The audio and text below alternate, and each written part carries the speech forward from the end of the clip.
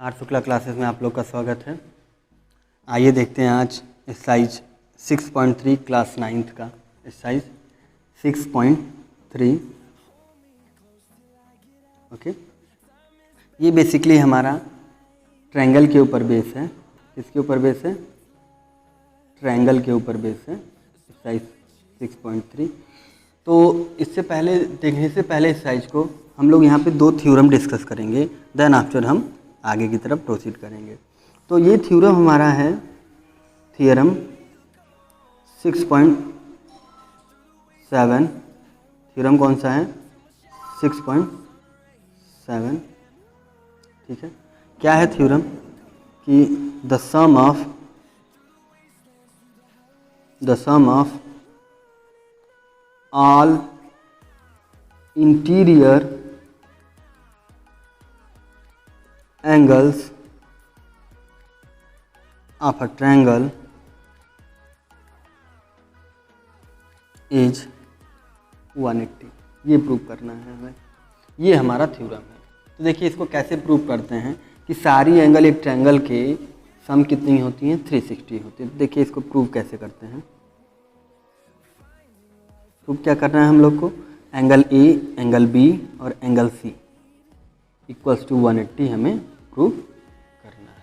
ठीक है, चलिए तो एक ट्रायंगल में बना लेता हूँ पहले।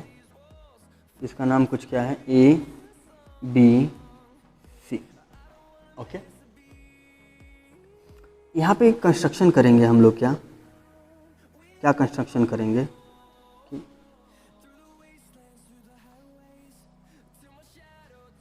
ये लेट कर लेते हैं x है और ये y है। Draw line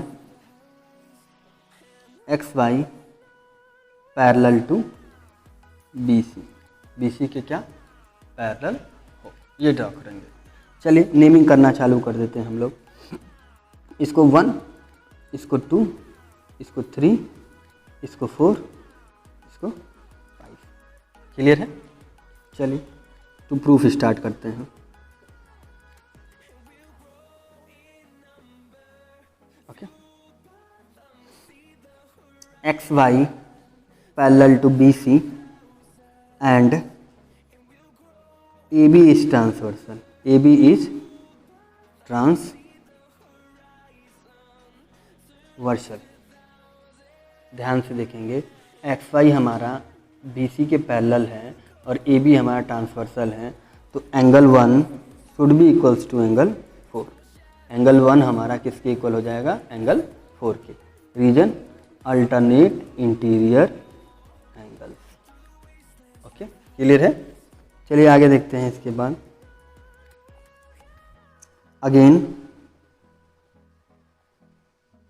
XY parallel to BC and AC is transversal।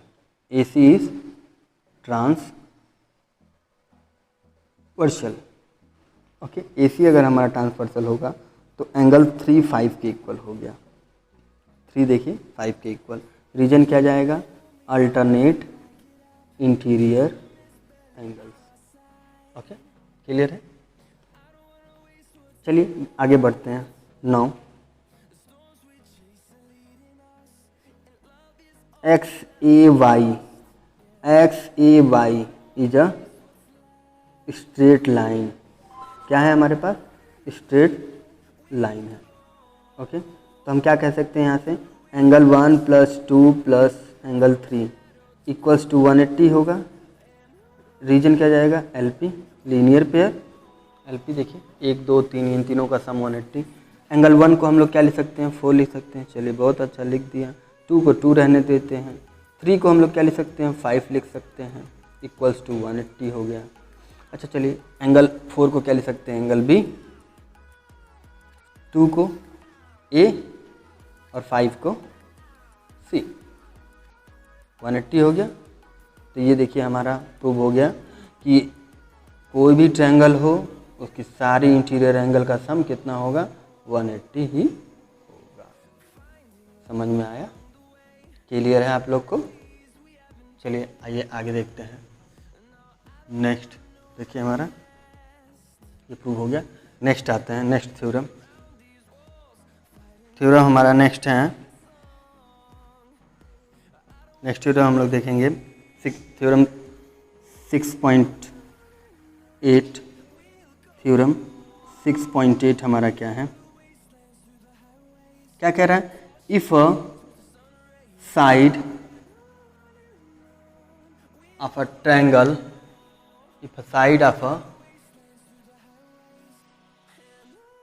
if a side of a triangle is produced, क्या कर लेते हैं हम लोग, प्रोड्यूस्ड कर लेते हैं, then the exterior angle is formed is equal to the sum of opposite two interior angles। Okay, ये प्रूव करना है हमें। क्या प्रूव करना है, थोड़ा इसको क्लियर स्टेटमेंट में लिखो तो क्या कह रहा है। लेट कर लो, ये फिगर मैंने बना दिया, ये ए बी सी, इसको मैंने प्रोसीड कर लिया, लेट सपोज दैट ये प्रोसीड कर लिया डी नाम से, इधर प्रोसीड कर लिया ई नाम से, और इधर प्रोसीड कर लिया एफ नाम से। तो हमें प्रूव करना है इन तीनों कंडीशन में से कोई एक कंडीशन प्रूव कर सकते हैं हम लोग। एंगल डी बी ए, ये एक्सटीरियर एंगल है डी बी ए, वो किसके इक्वल होना चाहिए, angle B A C plus A C B, ये एंगल और ये एंगल के सम के बराबर ये होना चाहिए, ठीक है। या दूसरा condition, angle F A B, F A B, ये एंगल यानी कि ये एंगल किसके इक्वल, इसके और इसके, तो क्या नाम है, A B C plus A C B. या तो तीसरा है हमारे पास कि एंगल ए सी ई जो हो हमारा किसके इक्वल हो, एंगल ए सी ई किसके इक्वल हो, हमारा angle A B C plus B A C, ठीक है। इन तीनों में से कोई एक प्रूव कर देंगे तो हमारा काम बन जाएगा। चलिए देखते हैं, प्रूव करते हैं हम लोग। टू प्रूफ स्टार्ट करते हैं। In a triangle A B C, angle A plus angle B plus angle C equals to 180 होगा। ये पहला स्टेटमेंट हमने दे दिया। ये किससे हो रहा है, angle sum property of a triangle, angle sum property of triangle, triangle की एंगल सम प्रॉपर्टी से हो रहा है। चलिए आगे बढ़ते हैं। अगेन अब देखिए, लेट कर लो D B C is a straight line, अगर हम लोग मान लेते हैं स्ट्रेट लाइन, तो यहाँ पे हम क्या कह सकते हैं कि angle D B A plus angle B, देखिए डी बी ए यानी कि ये और एंगल बी यानी कि ये इक्वल्स टू 180 होगा। रीजन क्या जाएगा, लीनियर पेयर, क्या जाएगा, लीनियर पेयर, ठीक है। ये हो गया हमारा सेकंड इक्वेशन। तो फ्रॉम फर्स्ट एंड सेकंड देखिए क्या मिलता है हम लोग को, from first and second we get, पहले और दूसरे से हमें क्या मिलेगा, फर्स्ट और सेकंड से, देखिए 180 के इक्वल हो जा रहा है, तो ये इतना पार्ट इसके इक्वल हो जाएगा। तो क्या हो जाएगा, angle A plus angle B plus angle C should be equals to angle D B A plus angle B. अब यहाँ पे ध्यान से देखेंगे, ये एंगल बी और ये एंगल बी सेम है तो काट सकते हैं। तो हम लोग यहाँ से क्या लिख सकते हैं, angle D B A should be equals to angle A plus C. Angle A को देखिए हम लोग क्या लिख सकते हैं, एंगल बी ए सी भी लिख सकते हैं, और एंगल सी को क्या लिख सकते हैं, ए सी बी लिख सकते हैं। तो ये देखिए हमारा ये जो लाइन है वो यहाँ पे कुछ मैच कर रही है कि नहीं कर रही है, मैच कर रही है, देखिए मैच कर रही है। तो इस तरीके से हम लोग क्या कह सकते हैं कि हमारा तो एक स्टेटमेंट प्रूव हो गया। Similarly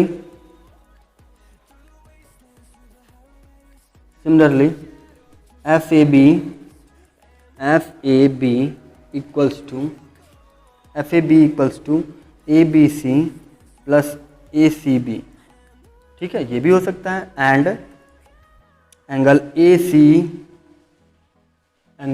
C E should be equals to angle A B C plus B A C, ये भी हो सकता है, हेंस वेरीफाइड। तीनों चीज़ें बोल सकते थे हम लोग। क्लियर है? चलिए आगे आते हैं। ये दो थीम जो मैंने बताया अभी आपको, इन दो थीम की मदद से हम लोग अगले एक्सरसाइज को सॉल्व करेंगे। ओके,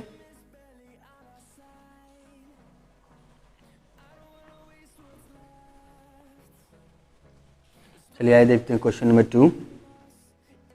क्वेश्चन नंबर 2 हमारा है, क्या कह रहा है, इन अ फिगर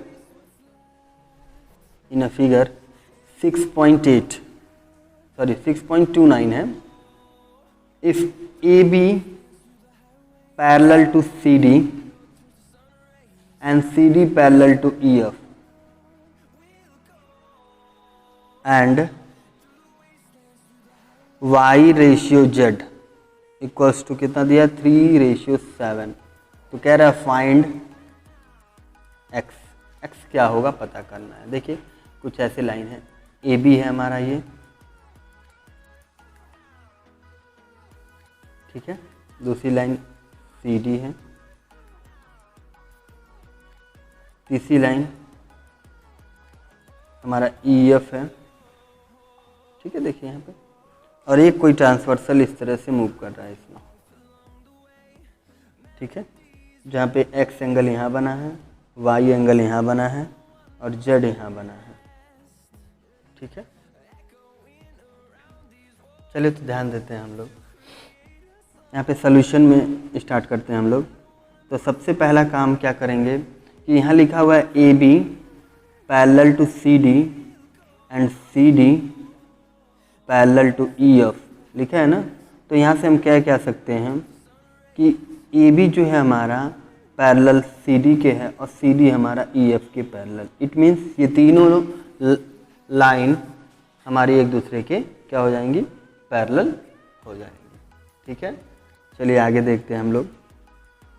नाउ अब यहाँ पे हमें y और z का रेशियो दिया गया है, तो हम क्या करेंगे, एज्यूम करेंगे, let angle y equals to, ये 3 लिखा है ना, तो हम लेट कर लेंगे 3m and z equals to कितना लिखा है, 7 लिखा है, तो 7m मान लिया, ठीक है।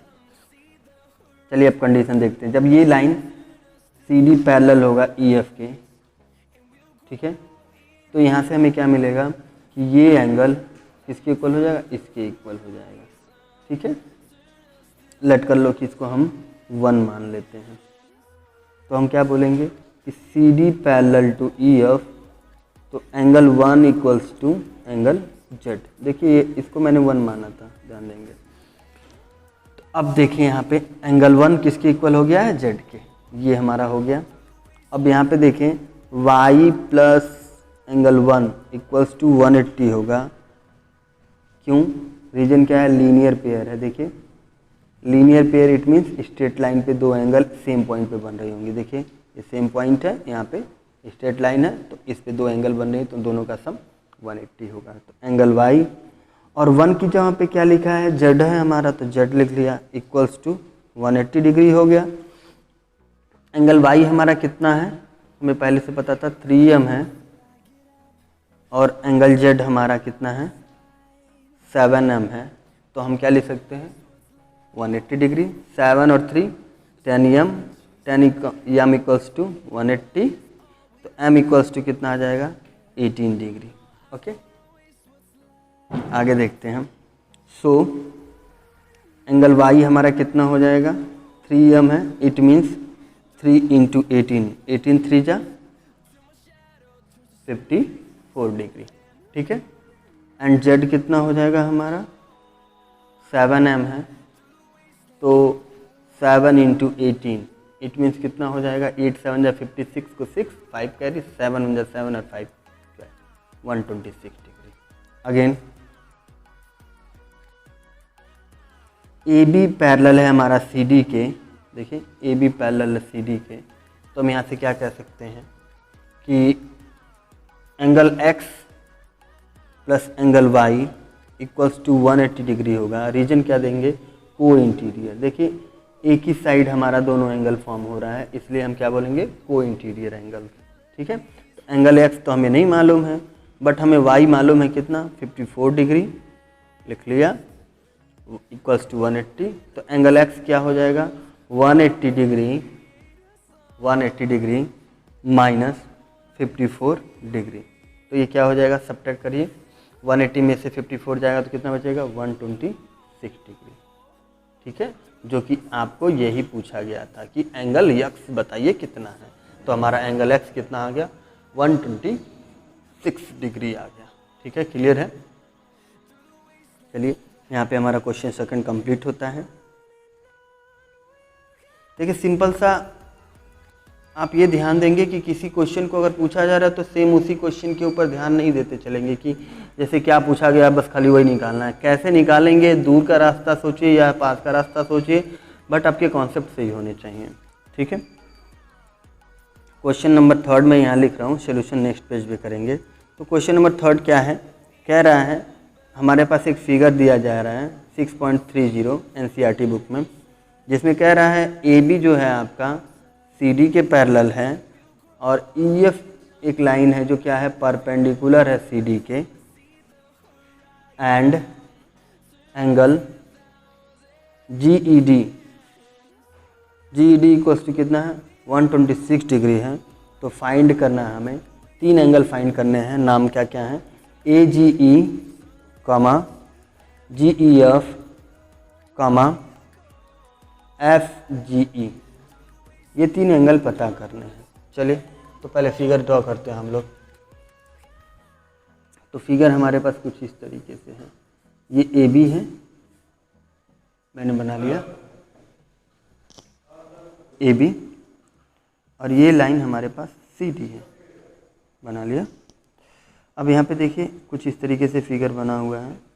यहाँ पे 90 डिग्री दिखा रहा है तो इसका नेम E लिखेंगे, और ये F जो कि परपेंडिकुलर है। देखिए फिगर में कहा, क्वेश्चन में कहा गया था EF परपेंडिकुलर टू CD के, देखिए यहाँ पे EF परपेंडिकुलर टू CD। चलिए, और ये पॉइंट हमें G दिया गया है। ठीक है, क्लियर है। चलिए स्टार्ट करते हैं सॉल्यूशन इसका। तो यहाँ पे देखिए ध्यान से, ये एंगल हमारा क्या है, 90 डिग्री है।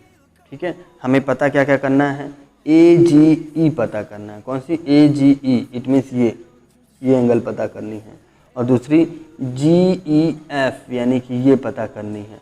ओके, और हमें दिया क्या गया है, GED, ये पूरा सम कितना है, 128 डिग्री है।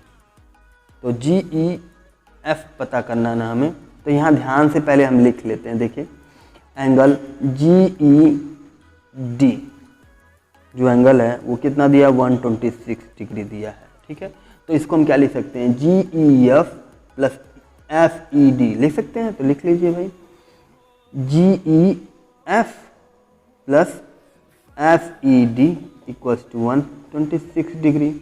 अब यहाँ देखिए ध्यान से, FED है, ये एंगल 90 डिग्री दिया हुआ है, तो इसकी जगह पे तुरंत 90 डिग्री लिख लो।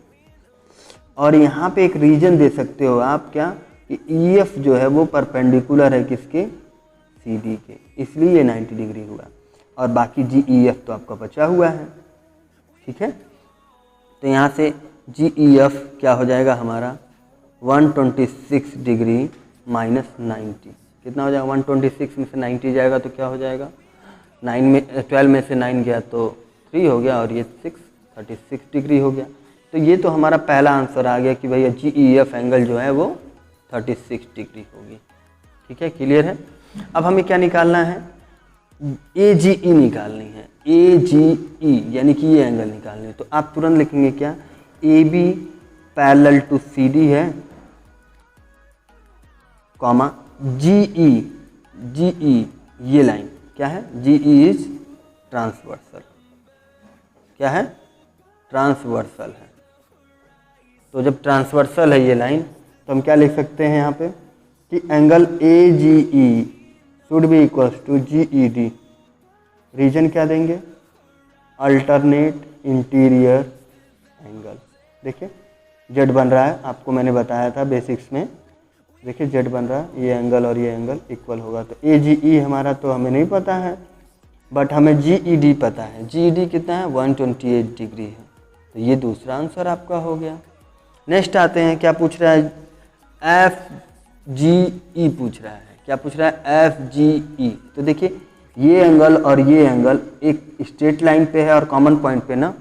देखिए यहाँ पे हम लोग लिखेंगे AGF is a straight line. बोल दिया हमने, स्ट्रेट लाइन। ओके, तो यहाँ से हम क्या लिख सकते हैं? AGE plus FGE equals to 180 degree. क्या रीजन देंगे? Linear pair. क्या देंगे? Linear pair. ओके, AGE आपको 128 मिल गया है तो लिख लीजिए। FGE पता नहीं है हमें, सिंपल लिख दिया हमने। अब 128 डिग्री को उधर ले जाएंगे तो क्या मिलेगा? Angle FGE equals to 180 minus 128 degree. Subtract करेंगे तो हमें क्या मिलेगा? देखिए 180 में से 128 जाएगा तो हमें मिलेगा कितना? 52 डिग्री। कितना मिलेगा? 52 डिग्री। तो FEG हमारा कितना हो जाएगा? 52 डिग्री हो जाएगा। ध्यान देंगे। तो एक आंसर आपका ये हो गया। ठीक है, एक आंसर आपका ये हो गया। ओके, और एक आंसर आपका ये हो गया।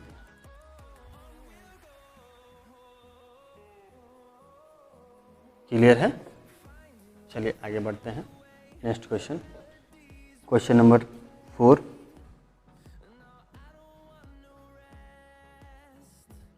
तो क्वेश्चन नंबर 4 देखते हैं क्या है। देखिए यहाँ पे मैं पहले फिगर बना लेता हूँ। फिगर कुछ इस तरीके से बना हुआ है,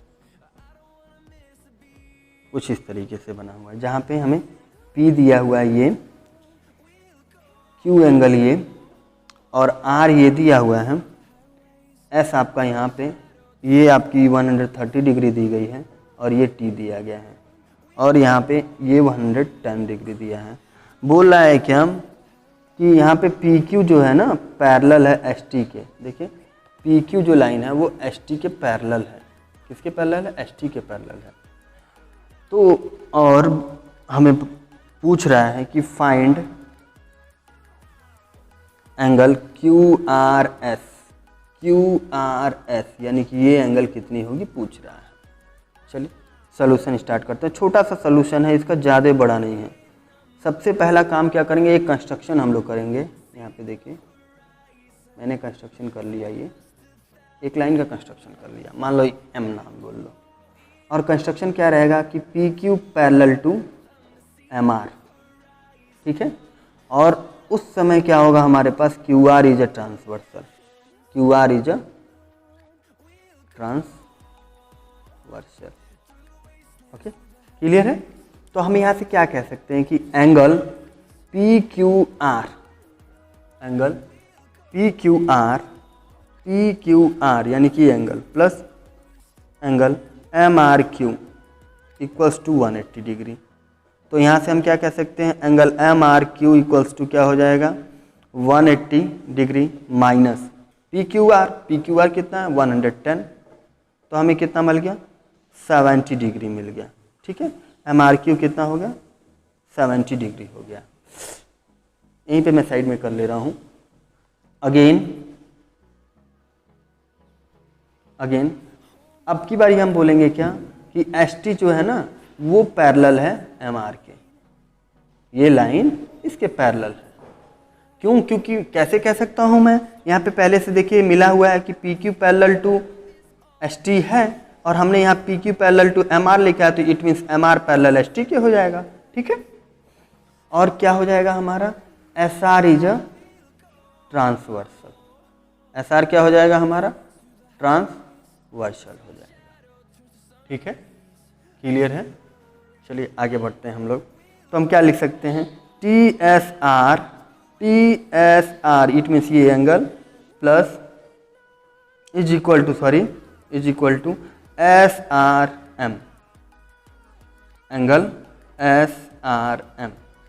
TSR कितना है 130 डिग्री और SRM कितना है, SRM कितना है हमारा, SRM को क्या ले सकते हैं हम लोग, SRQ, angle SRQ plus angle MRQ। देखिए SRQ हो गया और MRQ दोनों का सम SRM है। तो SRQ तो हमें नहीं पता है, तो चलिए SRQ साइड में रख लिया हमने। अब हमें 130 माइनस हो गया MRQ, ठीक है। तो 130 में से MRQ कितना है 70 डिग्री है, माइनस किया हमने तो कितना मिला हमें 60 डिग्री, जो कि हमारा क्या हो जाएगा, आंसर हो जाएगा। ठीक है, क्लियर है। SRQ हमारा क्या हो जाएगा 60 डिग्री, आंसर ये हो जाएगा। तो ये आपका नेक्स्ट क्वेश्चन का आंसर हो गया। ठीक है, समझ में आया आप लोग को, क्लियर है, कोई दिक्कत। चलिए आगे बढ़ते हैं नेक्स्ट क्वेश्चन पे। नेक्स्ट क्वेश्चन है हमारे पास question number 5।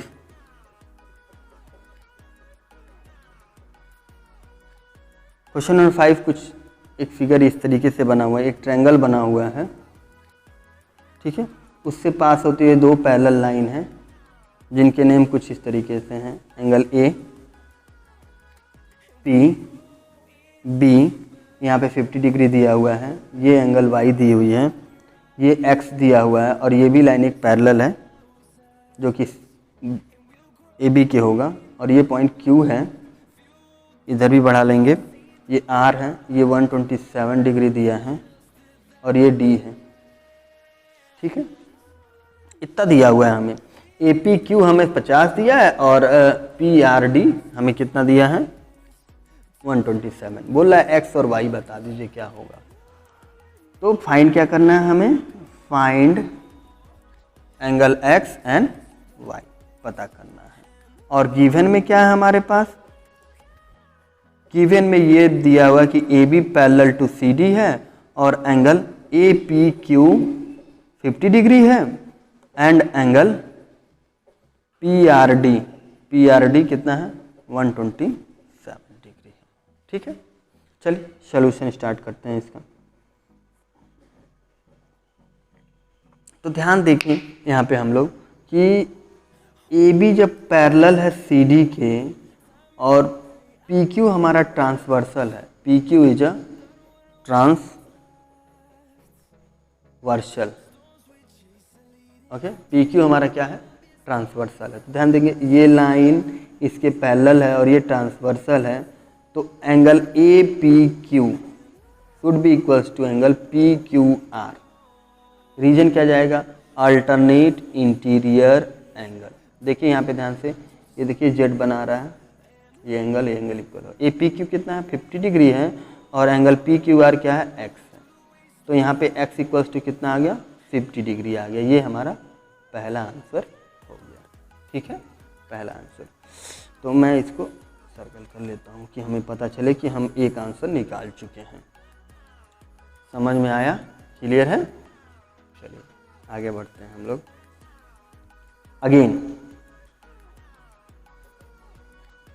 Again A B हमारा पैरेलल है सी डी के ही, और अब की बार ट्रांसवर्सल हम लोग पी आर लेंगे, पी आर को ट्रांसवर्सल ले लेते हैं, P R is a transversal. Okay, तो हम क्या बोल सकते हैं कि angle A P R should be equals to angle P R D होगा। देखिए ए पी आर यानी ये पूरा एंगल किसके इक्वल, पी आर डी के इक्वल। रीजन क्या जाएगा, अल्टरनेट इंटीरियर एंगल्स। ठीक है, तो ए पी आर को हम लोग क्या लिख सकते हैं, ए पी आर को A P Q plus angle Y equals to 127 degree. A P Q की वैल्यू कितनी है, हमें दी गई थी 50। चलिए लिख लेते हैं। तो एंगल वाई इक्वल्स टू क्या आ जाएगा 127 माइनस 50, क्योंकि हम इसको इधर ट्रांसफर करेंगे तो कितना आ जाएगा हमारा 77 degree. Angle Y equals to कितना आ जाएगा 77 डिग्री आ गया। ये हमारा दूसरा आंसर हो गया। क्लियर है आप लोग को? समझ में आ रहा है? क्लियर है? चलिए आते हैं क्वेश्चन नंबर 6। क्वेश्चन नंबर 6 देखते हैं। क्वेश्चन नंबर 6 हम लोग, चलिए आइए देखते हैं क्वेश्चन नंबर 6। तो क्वेश्चन नंबर 6 हमारा क्या है, चलिए आइए देखते हैं क्वेश्चन नंबर 6। तो क्वेश्चन नंबर 6 देखिए क्या दिया है। बेसिकली दिया हुआ है कि दो पैरेलल लाइंस हैं, ठीक है, मिरर है हमारे पास दो, एक कुछ इस तरीके से है R और ये S है, ठीक है। ये मिरर है समझ लीजिए एक, ठीक है, ऐसे दिया हुआ मिरर है हमारे पास। और दूसरी एक लाइन इधर नीचे दी गई है, वो है हमारी PQ नाम से। किस नाम से? PQ नाम से। ये भी एक क्या है हमारा, समझ लीजिए मिरर ही है, ठीक है। तो इस पे एक लाइन आती है, इंटरसेक्ट करती है, A नाम से स्टार्ट होती है, B पे इंटरसेक्ट करती है और फिर यहाँ से कहाँ जाती है, कुछ इस पे जाती है और कुछ इस तरीके से यहाँ से रिफ्लेक्ट हो जाती है। और इसका नाम D है, इसका नाम C है। ये हमें फिगर दिया गया है और हमें प्रूव क्या करना है, प्रूव करना है यहाँ पे कि AB पैरेलल टू CD हमें प्रूव करना है। क्या प्रूव करना है? कि AB पैरेलल CD के होगा, ठीक है। तो सबसे पहला काम देखिए, इसी सेम फिगर को मैं इस साइड भी बनाऊंगा समझने के लिए अच्छे से। तो फिर से मैं वो फिगर बनाता हूँ आप लोग के लिए। प्रूव क्या करना है हम लोग को कि AB जो है हमारा PQ के, सॉरी AB हमारा CD के पैरेलल है। ये दो मिरर बना लिया हमने, देखिए मिरर बन गया। अब ये AB था हमारा A और कुछ यहाँ पे इंटरसेक्ट कर रहा है, कुछ ऐसे है। ये B हो गया और ये D और ये C। हमें यही प्रूव करना था। तो प्रूफ में क्या करना था कि AB जो है हमारा वो पैरेलल है CD के। तो जब भी देखो बेटा कि जब भी ऐसा कुछ प्रूव करना होता है कि कोई लाइन पैरेलल है, तो हम किन्हीं एंगल्स को, अल्टरनेट एंगल्स को इक्वल प्रूव कर लें या करस्पॉन्डिंग एंगल्स को प्रूव कर लें। तो इसको प्रूव करने के लिए सबसे पहला काम हम लोग क्या करेंगे, यहाँ पे हम लोग थोड़ा सा कंस्ट्रक्शन करेंगे। सबसे पहले क्या करेंगे? कंस्ट्रक्शन करेंगे। कंस्ट्रक्शन क्या करेंगे कि एक इन दोनों के बीच में ये एक लाइन मैंने ड्रॉ कर लिया, जो कि ये कुछ इस तरीके से है। मान लो N है और ये मान लो M है, ठीक है। तो हम क्या बना रहे हैं, BN perpendicular to PB, sorry PQ। ये PQ है ना, इसके परपेंडिकुलर BN बना दिया। इट मीन्स ये 90 डिग्री फॉर्म कर रहा है। एंड MC को परपेंडिकुलर हम किसके बना रहे हैं? PQ के। देखो MC परपेंडिकुलर PQ के, यहाँ पे मैंने थोड़ा सा गलत लिख दिया था, ये RS के परपेंडिकुलर है, ठीक है। तो जैसे हमने परपेंडिकुलर बनाया तो हम यहाँ से क्या बोल सकते हैं कि BN पैरेलल टू MC होगा, ठीक है। जैसे समझ लो ये दोनों लाइन पैरेलल है, ये दोनों लाइन पैरेलल है, ठीक है। जैसे हमने परपेंडिकुलर लिखा तो ये पैरेलल हो जाएंगे एक दूसरे के। क्लियर है? चलिए आगे बढ़ते हैं लेकर के इसको। अब यहाँ पे मैं थोड़ा सा डिवीजन करूँगा एंगल्स का, ध्यान देंगे। लेट कर लो कि ये जो हमारा है ये 4, ये 3, ये 1 और ये 2, ठीक है। तो जैसे ये पैरेलल लाइन है, ये और ये लाइन पैरेलल है, तो यहाँ पे देखिए now BN parallel to MC and BC is transversal. BC क्या है हमारा? ट्रांसवर्सल है। क्या है?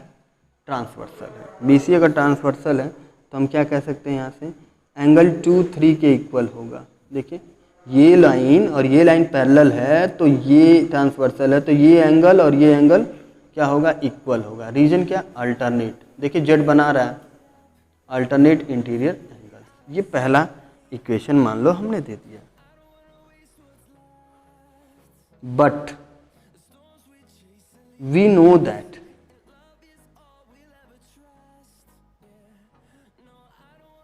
एंगल 1 2 के इक्वल होगा, एंगल 1 2 के इक्वल होगा एंड एंगल 3 4 के इक्वल होगा bye laws of reflection.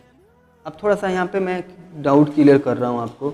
Laws of reflection क्या है? देखो, ये इंसिडेंट हो रहा था एक मिरर के ऊपर, फिर रिफ्लेक्ट हो रहा था, बीच में से अगर एक मैंने परपेंडिकुलर लाइन खींची, इट मीन्स नॉर्मल है, और नॉर्मल जब खींचते हैं तो angle of incidence should be equals to angle of reflection. तो ये देखो, नॉर्मल और इंसिडेंट रे के बीच में जो एंगल बनेगी वो एंगल ऑफ इंसिडेंस होती है, और ये रिफ्लेक्शन, ठीक। तो एंगल 1 2 के इक्वल, उसी तरीके से 3 4 के इक्वल सिमिलरली, ठीक है। तो अब हमें यहाँ क्या मिला है? एंगल 1 2 के इक्वल है और 3 4 के इक्वल है, तो हम क्या इसकी जगह पे ये नहीं ले सकते हैं? एंगल 2 की जगह पे हम लोग एंगल, अगर एंगल 1 + 2 को हम कुछ इस तरीके से बोल सकते हैं क्या? 2 एंगल 2 बोल सकता हूँ। देखिए, एंगल 1 2 के इक्वल है, तो इन दोनों का सम हम बोल सकते हैं 2 angle 2, and 3 + 4 angle 3 + 4 this plus this क्या बोल सकते हैं? 2 एंगल 3 बोल सकता हूँ, मैं बोल सकता हूँ। चलिए ठीक है। तो अब देखिए यहाँ पे हम कुछ इस तरीके से लिख सकते हैं क्या इसको? एंगल 1 + 2 = 3 + 4 लिख सकता हूँ, ठीक है। और हमें क्या मालूम है? देखिए, मैंने क्या किया, इसको 2 से दोनों तरफ मल्टीप्लाई कर दिया, तो क्या हो जाएगा? 2 एंगल 2, 2 एंगल 2 हमारा कितना है? एंगल 1 + 2 है, यहाँ पे लिख दिया। उसी तरीके से 2 से इसको मल्टीप्लाई किया तो 2 एंगल 3 हो जाएगा, तो एंगल 3 + 4 हो गया। अब कैसे हम कह सकते हैं इस चीज़ को? एंगल 2 3 के इक्वल है, तो हम यहाँ से ये भी कह सकते थे, यहाँ देखिए एंगल 2 3 के इक्वल है, तो हम यहाँ कह सकते थे 2 एंगल 2 2 एंगल 3 के भी इक्वल होगा, ठीक है। क्लियर है? 2 है। देखिए यहाँ पे ये दोनों एंगल अगर इक्वल हैं, तो अगर सेम नंबर से हम लोग मल्टीप्लाई करते हैं दोनों को, तो भी जो वैल्यू हमारा आएगा वो सेम होगा। तो ये हो गया हमारे पास इक्वल। अब जैसे ये इक्वल हुआ एंगल 1 + 2, तो एंगल 1 को + 2 को क्या बोल सकते हैं? एंगल ए बी सी बोल सकते हैं, इक्वल्स टू एंगल 3 + 4 क्या है? BCD है, तो BCD, ठीक है। बट अब ये दोनों एंगल तो इक्वल हो गई, but these are alternate interior angles. देखो, ये अल्टरनेट इंटीरियर एंगल था, तो वही सेम रीजन यहां पे भी आएगा। Formed when AB and CD are parallel and cut by transversal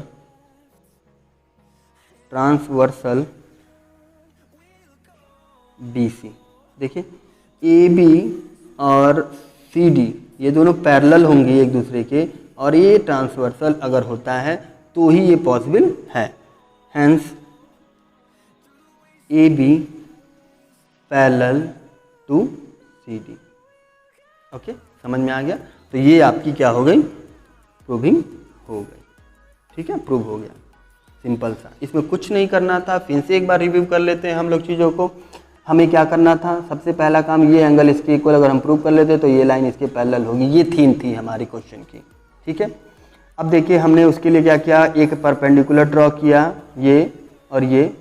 तो जैसे दो परपेंडिकुलर हैं, इट मीन्स बराबर एंगल बनाना है, 90 इधर भी 90 इधर भी, तो ये दोनों लाइन पैरेलल हो जाएंगी। चलिए ठीक है, पैरेलल हो गई और ये ट्रांसवर्सल हो गया। जैसे ट्रांसवर्सल हुआ तो एंगल, ये वाली एंगल इसके इक्वल हो जाएगी। अब यहाँ पे ध्यान दीजिए कि ये एंगल इसके इक्वल है, क्यों? और ये एंगल इसके इक्वल है, क्यों? क्योंकि बाय लॉ ऑफ रिफ्लेक्शन ये मिरर था हमारा, तो जितनी एंगल पर इंसिडेंट होगी उतने पे रिफ्लेक्ट होगी। तो कुछ एंगल 1 2 के इक्वल हो गया, 3 4 के इक्वल हो गया, तो एंगल 1 + 2 को हम क्या लिख सकते हैं, 2 एंगल 2 लिख सकते हैं इन दोनों को सम को, 2 एंगल 2। उसी तरीके से 3 + 4 को 2 एंगल 3 लिख सकते हैं। और हमें पहले से पता था 2 एंगल 2 एंगल 3 इक्वल है, तो ये भी इक्वल होगा। चलिए इन दोनों के सम को हम क्या बोलते हैं, ABC, और इसको बोलते हैं BCD। तो इस तरीके से क्या हो जा रहा है हमारा, ये दोनों एंगल इक्वल हो गया। और ये दोनों एंगल तभी इक्वल हो सकती हैं, अल्टरनेट इंटीरियर एंगल हैं ये, तभी ये इक्वल हो सकती हैं जब ये ABCD के पैरेलल होगा। ठीक है, thank you for watching the video. Please subscribe, share and forward to all the children who are eagerly want this video for betterment in the future. Thank you.